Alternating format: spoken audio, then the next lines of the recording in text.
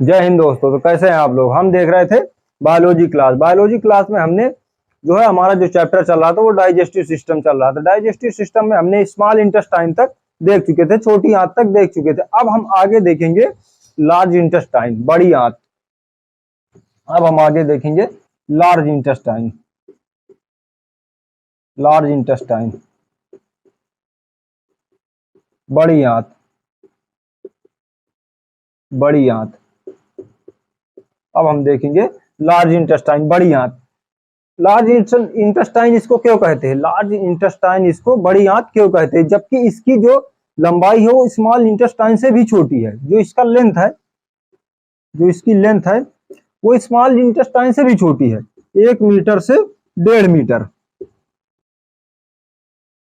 इसकी जो लंबाई है 1 मीटर से 1.5 मीटर है, और स्मॉल इंटेस्टाइन की जो लंबाई थी वो थी 6 से 6.25 मीटर तक। इसका जो व्यास है, इसकी जो डायमीटर है, इसका जो व्यास है वो है 3 इंच। इसका जो डायमीटर, इसका जो व्यास है वो है 3 इंच। इसकी जो डायमीटर 3 इंच है। और स्मॉल इंटेस्टाइन का जो डायमीटर था, स्मॉल इंटेस्टाइन का जो व्यास था वो था 1 इंच। इस वजह से इसको लार्ज इंटेस्टाइन कहते हैं, क्योंकि इसका जो डायमीटर है वो 3 इंच है और स्मॉल इंटेस्टाइन का डायमीटर वो 1 इंच था। अब लार्ज इंटेस्टाइन के बारे में देखेंगे। लार्ज इंटेस्टाइन को भी 3 पार्ट में डिवाइड किया गया है। लार्ज इंटेस्टाइन को भी 3 पार्ट में डिवाइड किया गया है। स्मॉल इंटेस्टाइन कुछ इस प्रकार इसमें पड़ा होता है, कुछ इस प्रकार यहां से जुड़ा होता है। स्मॉल इंटेस्टाइन इसके अंदर कुछ इस प्रकार पड़ा होता है। इसको 3 पार्ट्स में डिवाइड किया गया है। लार्ज इंटेस्टाइन को 3 पार्ट में डिवाइड किया गया है। फर्स्ट सिक्कम, कोलोन और थर्ड रेक्टम। इसको 3 पार्ट में डिवाइड किया गया है। सिक्कम,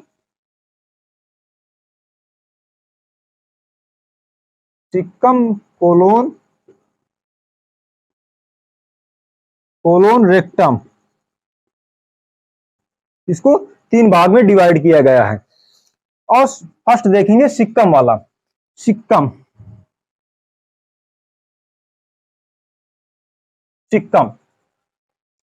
वाले पार्ट्स में एक वेस्टिजियल ऑर्गन होता है, अपेंडिक्स।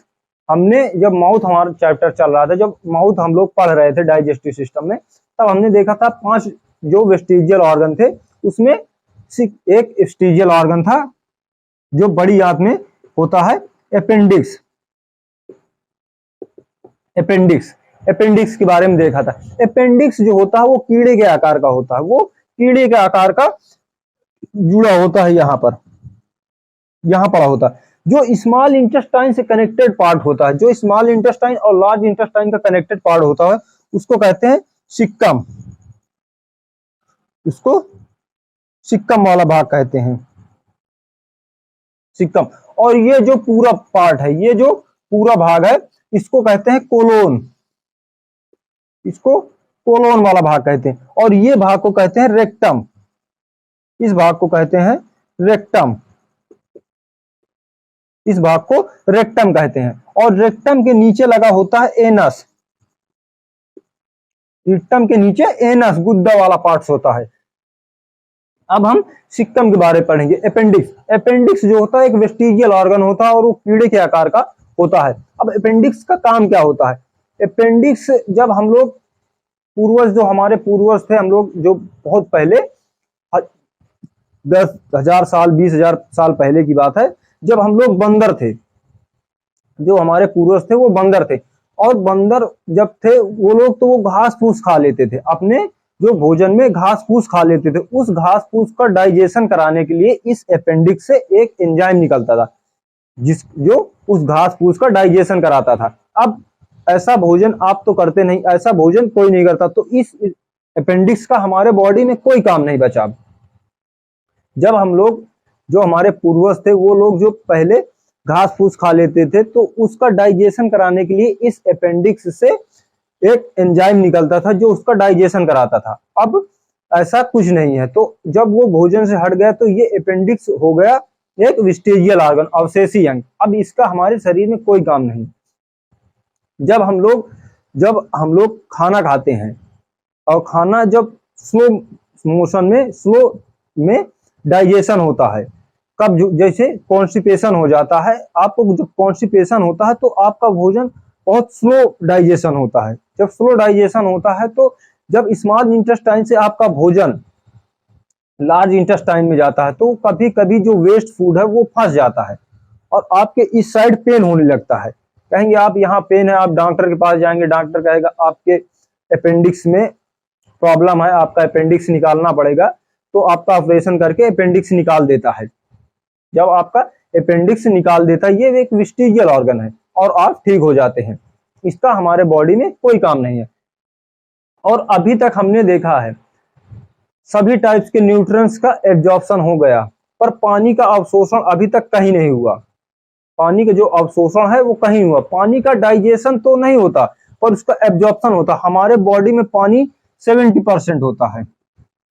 हमारे शरीर में जो पानी है वो 70% है। और आप लोग जितना पानी पीते हैं उतना यूरिन के थ्रू बाहर तो नहीं निकालते। कुछ पानी का जो एब्जॉर्प्शन होता है, हमारे शरीर में 70% पानी है, तो उसका अवशोषण कहाँ होता है, उसका एब्जॉर्प्शन कहाँ होता है? तो उसका जो एब्जॉर्प्शन होता है पानी का, वो सिक्कम और कोलोन वाले पार्ट्स में होता है। कोलोन वाले पार्ट्स में साइड साइड लगे होते हैं ब्लड वेसल्स, यहाँ लगी होती हैं ब्लड वेसल्स, रक्त वाहिकाएं लगी होती हैं। जो रक्त वाहिकाएं ब्लड वेसल्स लगी होती है, ये पानी को शक कर लेती है, पानी का अवशोषण कर लेती है। तो हमारे बॉडी में जो पानी का अवशोषण होता है, अब आपसे कोई पूछ ले, जैसे आपसे प्रश्न पूछा जाएगा इस प्रकार का कि आपके बॉडी में पानी का एब्जॉर्प्शन कहाँ होता है, पानी का अवशोषण कहाँ होता है? तो पानी का अवशोषण हमारे सिक्कम और कोलोन वाले पार्ट्स में होता है। कोलोन वाले पार्ट, सिक्कम और कोलोन वाले पार्ट्स में ब्लड वेसल्स लगी होती हैं। वो ब्लड वेसल पानी को शक कर लेती, पानी को अवशोषण कर लेती हैं, जिससे पानी का अवशोषण होता है। और पानी का जो अवशोषण होता है, वो एब्जॉर्प्शन होता है, वो सिक्कम और कोलोन वाले पार्ट्स में होता है। सिक्कम और कोलोन वाले पार्ट्स में, कोलोन वाले पार्ट्स में वाटर का एब्जॉर्प्शन होता है।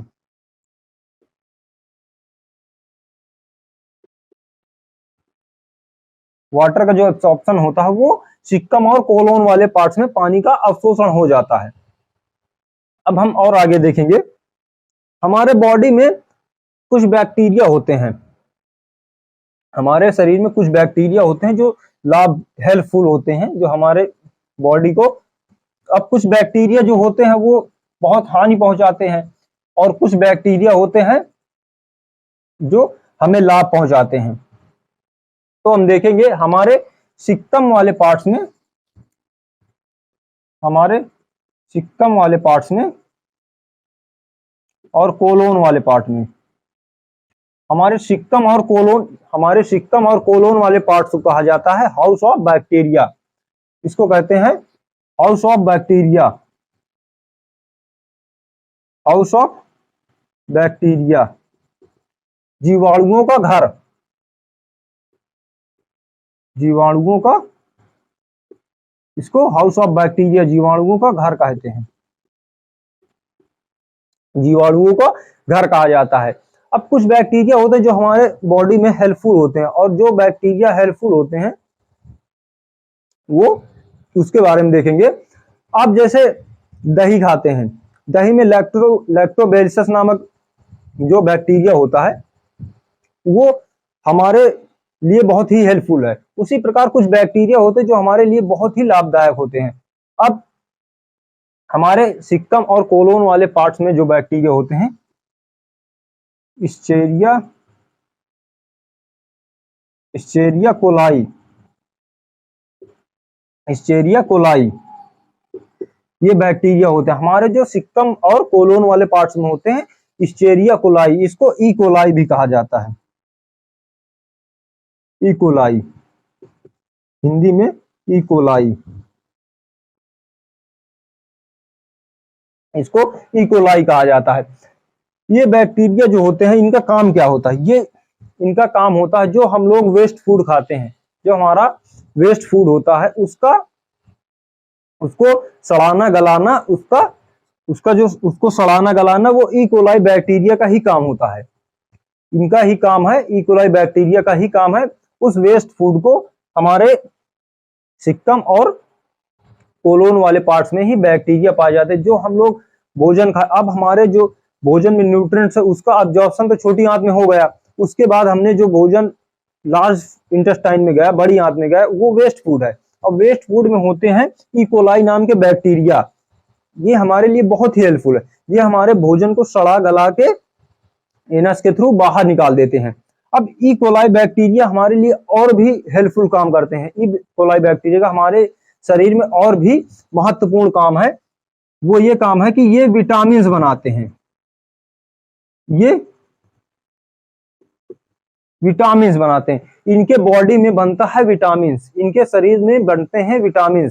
और विटामिन दो टाइप्स के, विटामिन के और विटामिन बी12।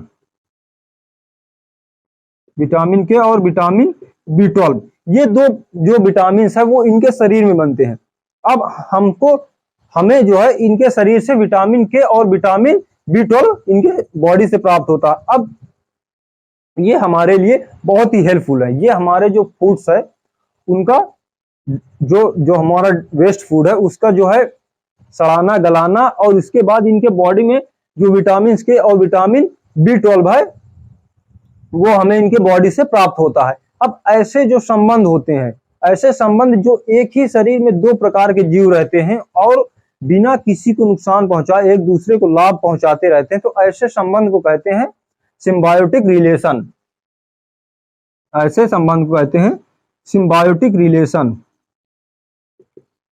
सिम्बायोटिक रिलेशन, ऐसे संबंध को कहते हैं सिम्बायोटिक रिलेशन।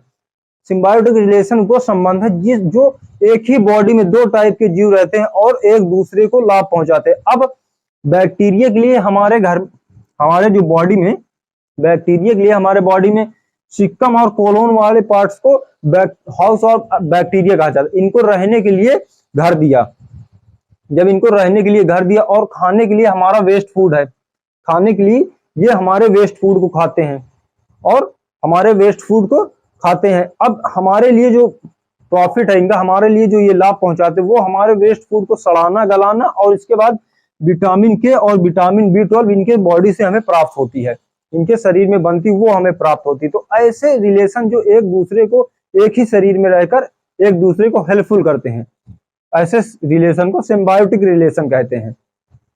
अब हम आगे देखेंगे, जब ये डाइजेशन कंप्लीट हो जाता है, जब ये प्रोसेस, इसके बाद आपके रेक्टम वाले पार्ट्स में फूड आता है पेरिस्टाल्सिस द्वारा क्रमाकुचन द्वारा भोजन जो है नीचे की तरफ आपके रेक्टम वाले पार्ट्स में आता है। और रेक्टम वाले पार्ट में कुछ समय के लिए भोजन जो वेस्ट फूड है वो एकत्रित रहता है। जो वेस्ट फूड है वो रेक्टम वाले पार्ट में कुछ समय तक स्टोर होता है। उसके बाद स्टोर होने के बाद एनस वाले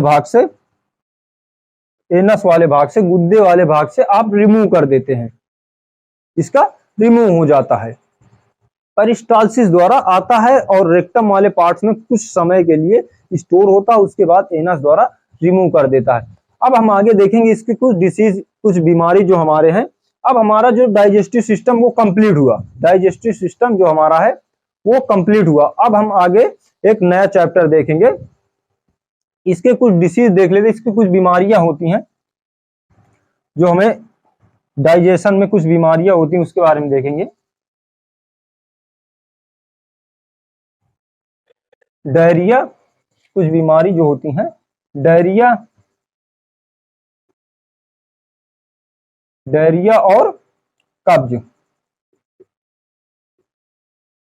डायरिया और कब्ज, डायरिया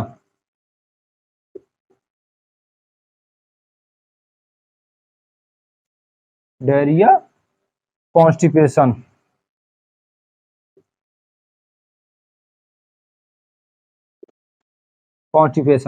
डायरिया और कब्ज। अब डायरिया में आपको दस्त और उल्टी, दस्त और उल्टी होती है। दस्त उल्टी क्या होती है, दस्त क्या होता है? जैसे आपने भोजन खाया, आप कहीं पार्टी में गए, पार्टी में जाकर आपने भोजन खा लिया। अब भोजन आप कई टाइप्स के खा लेते हैं, अब उनका डाइजेशन ना हुआ, अब आपने माउथ में भोजन खाया। अब कुछ लोग होते हैं कि पानी और खाना एक साथ खाते हैं, खाना खाया और पानी पी लिया, तो ऐसा किया, उसके बाद आप डाइजेशन माउथ में जो हुआ थोड़ा बड़ा, और उसके बाद पेरिस्टालसिस हुआ, फूड पाइप में कोई खाना का डाइजेशन नहीं हुआ और फास्ट फास्ट स्टमक में पहुंचा, स्टमक से सीधा पेरिस्टालसिस हुआ, स्मॉल इंटेस्टाइन में पहुंचा, स्मॉल इंटेस्टाइन से जो लार्ज इंटेस्टाइन में पहुंचा, इसके बाद एनस के थ्रू रिमूव हो गया। अब दस्त होते हैं तो आपको 5 से 6 बार दिन भर में 5 से 6-7 बार दस्त होते हैं, 5 से 6-7 बार आपको दस्त हो गए। अब इस तरह में आपके जो खाना खाया, आपने जो भी खाना खाया उसका एब्जॉर्प्शन, उसका न्यूट्रिशन, उसका डाइजेशन आपको नहीं हुआ। वो आपने खाना खाया, जो खाने की बाइटिंग कटिंग हुई, इसके बाद आपका खाना सीधा स्टमक में गए, स्टमक से स्मॉल इंटेस्टाइन में, फिर लार्ज इंटेस्टाइन में, फिर एनस, उसमें जो कोई उसका डाइजेशन का जो प्रोसेस है जिसमें वो भोजन रुकता है, ऐसा कुछ नहीं हुआ और फास्ट फास्ट हुआ, पेरिस्टालसिस बहुत तेज तेज हुआ कि खाना खाया और कुछ ही समय में खाना लार्ज इंटेस्टाइन तक पहुंच गया, उसका जो न्यूट्रिएंट्स, उसका अब्जॉर्प्शन होना है वो नहीं हुआ। उस प्रकार में आपको हो जाती है दस्त। फिर आप हो जाते हैं कमजोर। अब कमजोर कैसे? आपको जो एनर्जी के लिए चाहिए न्यूट्रिएंट्स, एनर्जी के लिए आपको न्यूट्रिएंट्स चाहिए, वो न्यूट्रिएंट्स मिल नहीं पाते, वो एनर्जी के लिए न्यूट्रिएंट्स मिल नहीं पाते क्योंकि न्यूट्रिएंट्स का अब्जॉर्प्शन नहीं हुआ, डाइजेशन पूरी तरह से कंप्लीट ही नहीं हुआ। जब एब्जॉर्प्शन नहीं होगा तो फिर सीधा आपको होगी कमजोरी, आपको होगी वीकनेस। जब आपको 2-3 दिन दस्त हो जाती है तो आप बहुत कमजोर हो जाते हैं, आपके बॉडी में एनर्जी नहीं बचती है, तो वैसे में आप डॉक्टर को दिखाते हैं, फिर आपका इलाज होता है। और उल्टी क्या होता है? उल्टी जैसे आपने खाना खाया, काइटिंग बटिंग हो गया, इसके बाद भोजन जो है स्टमक तक गया, स्टमक तक जाने के बाद उसको जो डाइजेशन होना है, उसका जो डाइजेशन की प्रोसेस है, अब स्टमक पर खाना जाने के बाद 1 से 2 से 3 घंटे एजिटिक पड़ा रहता है खाना पर, ऐसे ही खाना पड़ा रहता है, उसमें कोई भी हलचल नहीं होती। आपने खाना खाया, आपने खाना खाने के बाद स्टमक तक खाना पहुंचा, उसके बाद 1-2 घंटे वैसे ही खाना पड़ा रहता है, उसमें कोई भी हलचल नहीं होती। 1-2 घंटे के बाद उसका डाइजेशन शुरू होता है। जब आपकी बॉडी HCl रिमूव करती है, जो आपकी सेल होती है स्टमक, वो HCl रिमूव करती हैं, तो उसके बाद डाइजेशन की जो प्रोसेस होती है वो स्टार्ट होती है। पर आपने खाना खाया और वो ऐसे पड़ा रहा, इसके बाद कभी कभी ऐसा होता है कि पेरिस्टालसिस उल्टा चढ़ने लगता है, आपके स्टमक तक खाना गया पर पेरिस्टालसिस उल्टा आ गया, कर्माकुचन की जो क्रिया है वो उल्टा चढ़ने लगी, तो आपको हो जाती है उल्टी। और कभी कभी उल्टी जब आपको होती है तो आपका नाक का जो फंक्शन है वो सीधे है, तो आपको नाक से भी उल्टी आ जाती है। उल्टी आने का रीजन है कि आपका जो पेरिस्टालसिस कर्माकुचन क्रिया है वो उल्टा चलने लगती है, भोजन आपका ऊपर की तरफ चढ़ने लगता है, तो ऐसे में उल्टी हो जाती है। और दस्त, कब्ज क्या होता है, कॉन्स्टिपेशन क्या होता है? जब आपका डाइजेशन स्लो हो जाता है, डाइजेशन इतना स्लो हो गया कि आपने खाना खाया, आपने स्लो स्लो खाना खाया, खाना खाने के बाद आपका खाना स्टमक तक स्लो गया, उसके बाद स्मॉल इंटेस्टाइन तक स्लो गया, फिर लार्ज इंटेस्टाइन में, उसको जाने में बहुत समय लगा, जो उसका टाइम, डाइजेशन का टाइम प्रोसेस है वो उससे अधिक ले रहा है, तो उस तरह में आपके डाइजेशन में जो वेस्ट फूड है उनका भी डाइजेशन होने लगता है, उनका एब्जॉर्प्शन होने लगता है।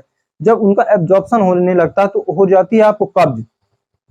जब आपका डाइजेशन स्लो हो जाता है तो न्यूट्रिएंट्स के एब्जॉर्प्शन के साथ ही वेस्ट फूड के पार्ट्स का भी एब्जॉर्प्शन होने लगता है, तो आपको दस्त हो जाती है, आपको कब्ज हो जाती है।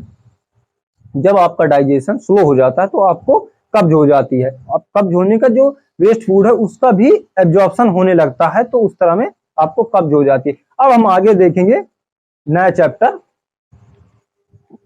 हमारा जो डाइजेस्टिव सिस्टम है वो कंप्लीट हो गया।